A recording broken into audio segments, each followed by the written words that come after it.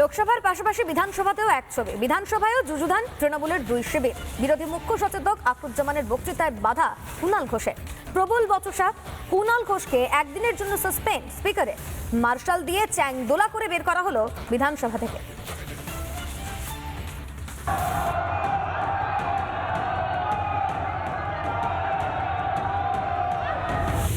মন্ত্রী আপনি আমার নামটা কেটেছেন ও শুভেন্দু অধিকারী, আপনি আমার প্রতিমন্ত্রী নামটা বিশাল কেটেছেন লামা, কেন? আপনি আমায় বলতে প্রত্যেক দিচ্ছেন না বাক্যে কেন? বিবেচনা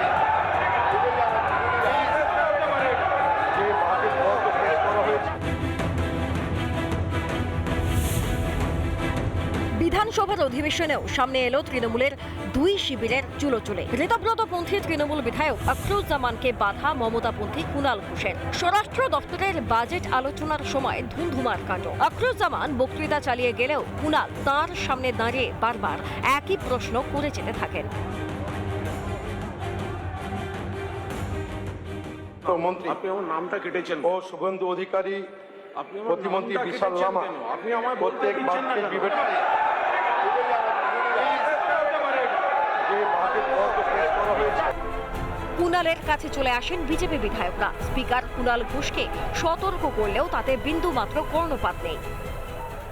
কুণাল বাবু, আপনি যদি না বসেন, আমি আবার বলছি, আপনি যদি না বসেন আমি বার করে দিতে বাধ্য হব আপনাকে।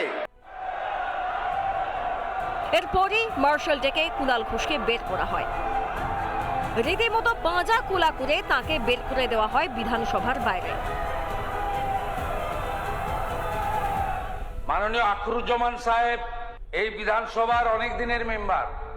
আজকে যেভাবে মমতাপন্থী তৃণমূলের একজন সদস্য তাকে কার্যত শারীরিকভাবে নির্যাতন করতে এগিয়ে গেছিলেন, আমি মুখ্যমন্ত্রী হিসাবে এবং লিডার অব দি হাউস হিসাবে এর তীব্র নিন্দা করছি।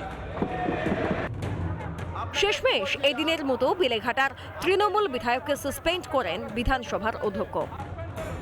আমি আবার বলছি, আপনি যদি না বসেন আমি কিন্তু সাসপেন্ড করে দেবো আপনাকে। বার করে দিন তো ওকে, বার করে দিন।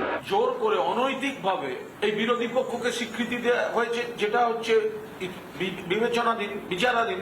আজ পুলিশ বাজেট শোভনদা আমার নাম দিয়েছিলেন, দেয়নি, তার বদলে আলিফাকে দিয়েছে। আচ্ছা, আলিফাকে যে দেবে, আলিফা যে তৈরি হয়ে আসবেন তারও কোনো স্কোপ নেই, কারণ তিনি জানেন না।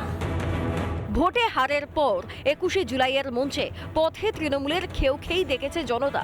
এবার সেই খেউ খেই চরমে উঠল বিধানসভার ভিতরে। রিপাবলিক বাংলা।